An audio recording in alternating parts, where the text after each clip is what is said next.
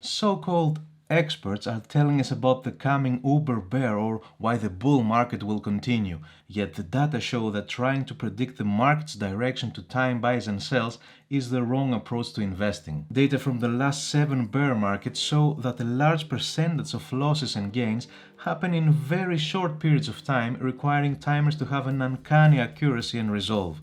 Investors are better served to ignore market calls and follow the time-tested practice of holding well-diversified portfolios that meet their goals across long market cycles. We are bombarded with information about the market and its expected direction. Are we in a bull market or about to enter the worst bear market in history? There's no shortage of opinions, analysis, and debate.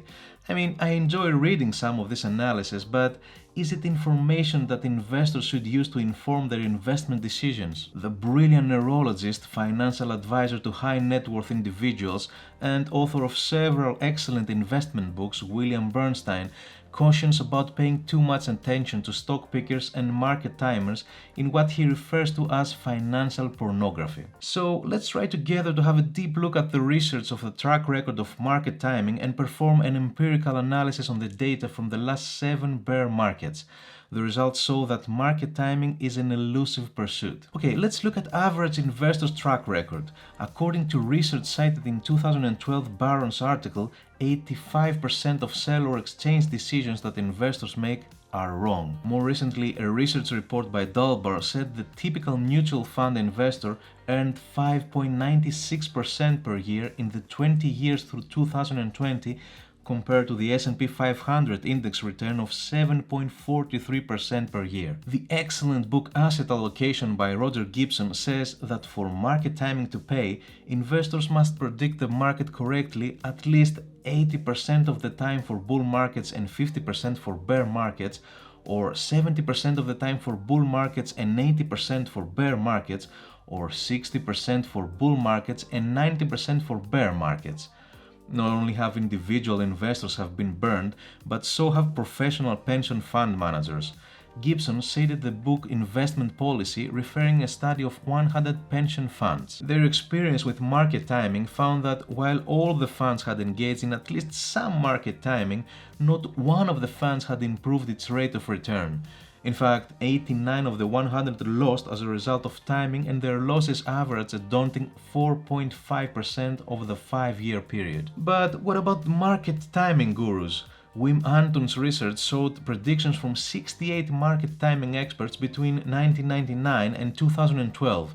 The majority, which is about 62%, were accurate less than 50% of the time. He also looked at 6,582 forecasts between 2005 and 2012 and found that after transaction costs, no single market timer was able to make money. The main benefit of market timing is to enhance returns over buy and hold by avoiding severe downturns and getting back in when the bull resumes. To assess its efficacy, I will focus on bear markets. To obtain more current data, I slightly stretched the arbitrary bear market definition of a 20% decline by including the 19% plus declines of 1998 and 2018. So this table shows an overview of the last 7 bear markets, beginning with the flash crash of 1987. As you can see, 5 of the 7 bear markets were very short, with a duration of 1 to 4 months. Now, 6 of the 7 bears experienced sharp double-digit declines over a 5-day trading period. If you timed it wrong and were in the market during the worst 5-day period, you would have incurred 40% of the total losses. 6 of the 7 bears experienced 1-day declines of more than 5%, with 2 of them experiencing double-digit single-day declines. The 1987 bear included the granddaddy of them all on October 19th, down 20.5%. Market timers needed to be nimble and accurate during these events, as the market shifted direction very rapidly and violently in both directions. The largest and most severe bear markets, the Y2K bust and the Great Financial Crisis, were multi-year events. Had a timer been able to correctly navigate those 2 events, the rewards would have been substantial, protecting as much as half of an investor's capital. Of course, brave investors willing to short would have done even better. Now, this chart shows that market timers would have to be very accurate over a relatively short period of time to be effective. The average bear posted a loss of 8.1% in the first 20 trading days and 9.6% in the first 30 trading days. On average, the initial 30 days comprised 34% of the total bear market decline. The average percentage of total decline was less for the two longer bears of 2000 to 2002 and 2007 to 2009, but the 5 short bear markets experienced almost half of their total declines in the first 30 trading days. In mirror image fashion, after bear markets ended, the S&P 500 was up significantly and quickly by an average of 15.3% in the first 20 trading days and 14.8% in the first 30 days. Indeed, in his book, Roger Gibson stated, much of the problem with market timing is that the disproportionate percentage of the total gain from a bull market tends to occur very rapidly at the beginning of a market recovery. If a market timer is on the sidelines, they will miss much of the action. Further supporting the idea that missing up days is harmful, the 2021 JP Morgan Asset Management Guide to Retirement show that S&P 500 index buy and hold investors earned 7.47% per year from 2001 to 2020. But investors who missed the 10 best days during that period earned only 3.35% per year. Even worse, if they missed the 50 best days over 20 years, they even lost 5.21% per year. Now, returning to our data, the first 20 bear market days and first 20 post-bear days combined represented more than 23 percentage points of investment return at stake. It would take an extraordinary trader to capture this successfully on both selling and re-entry. And if market timing was the way of life for an investor, they would need to do this repeatedly over time to beat a buy and hold approach. For each cycle, a timer would have to be right twice to reap the rewards. I mean, for someone with at least a 34-year investment career, as represented by this sample, that's at least 14 major transactions, meaning 2 for each bear. And that assumes that the trading system has the minimum perfect level of trading activity, which is highly unlikely. Adding more trades would introduce an even higher margin for error, or stated conversely, increase the need for accuracy. Not only that, a market timer would need the conviction to make bold moves with their money. They'd be selling at tops when the market was giddy and buying at the bottoms under the most stressful conditions in history.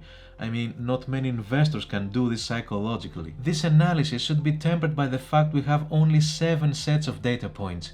Averages can be deceptive, especially without a lot of data points. When you've seen one bear market, you've seen one bear market. Therefore, let's dig into specific bear market to see what they tell us. So, most students of market history know the 1987 bear was short and severe, with the main event occurring on October 19th. However, many won't remember that the bear started at the market top of August 25th. I mean, 5 trading days later, the market had dropped only 3.9%. 30 trading days later, the market was down only 4.8%, which is hardly a distinctive bear market. Then the October 19th massacre hit, accounting for 61% of the total bear market drop. Some market historians blame that on program trading. However, Robert Shiller concluded it was purely due to investor psychology. Well, regardless of the cause, how many prescient timers would have gotten out on August 25th or even just before October 19th? And how many would have bailed out after their indicators were tripped by that one-day debacle and not gotten back in soon enough? Indeed, the market rallied 11% in the first 10 trading days after the bear was over. Now, the 1990 bear market was characterized by a slow, steady downturn with few sharp moves over 3 months. The most significant was a drop of 7.5% over 5 trading days.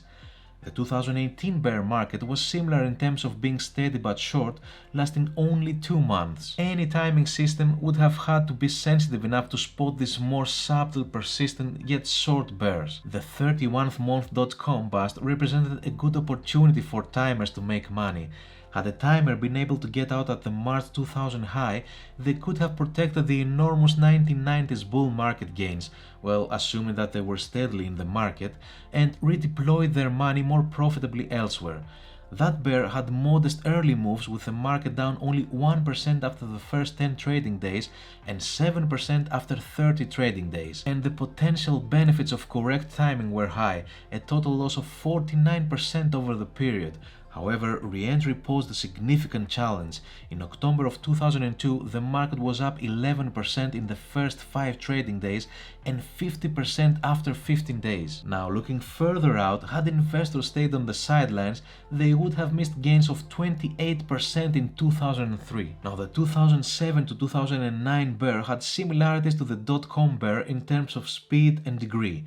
Losses after the first 10 trading days and 30 trading days were only 3% and 5% respectively, yet total losses tallied 57%. Again, a successful timer had the opportunity to do well without being as precise on market exit. However, after 5 and 10 days post-bear, the market was up 12% and 22% respectively. Again, market timers were challenged to make too precise calls to beat steady, boring buy and hold investors. Finally, the 2020 pandemic bear was perhaps the most unique and bizarre in history. It was severe, down 34%, and short, lasting just over a month. After the first 10 trading days, the market was down 8%, and after 20 days, down 29%. Now, had a timer been 15 days late calling the bear start, they could have failed to avert 15%, which is almost half of the total losses. On the other side, had they been late calling the end of the bear by only 5 trading days, they would have missed gains of 17%. 20 days after the bear was over, the market was up 22%. The market continued to power higher and went on to recoup all its losses in about 6 months and continues to make new all-time highs. Suffice to say, these wild swings were highly unpredictable. It would take extraordinary powers to call them and unmatched fortitude to move large sums of money under such historic duress. So the data show that market timing is an elusive pursuit. While it can be enticing to act on advice from convincing market forecasters, it is hazardous to your investment health. Yet many individual investors, hedge funds, pension funds and professional traders act on this information. Some have success, at least for discrete time periods, but it's highly unlikely it would work consistently and profitably over the long run. After learning my lessons, I believe it's best to set our investment goals, determine an appropriate investment plan and asset allocation, and stick with it for the long term. Changing life circumstances and risk-reward preferences play a role and warrant periodic adjustments, but the evidence persuasively demonstrates that making wholesale and frequent buys and sells of stock based on market forecast is a losing strategy. Okay guys, I know that was a long video, but I hope that it can bring a lot of value to anyone who is wondering when is the right time to invest. And the time is now. See you all in the next video. Bye bye.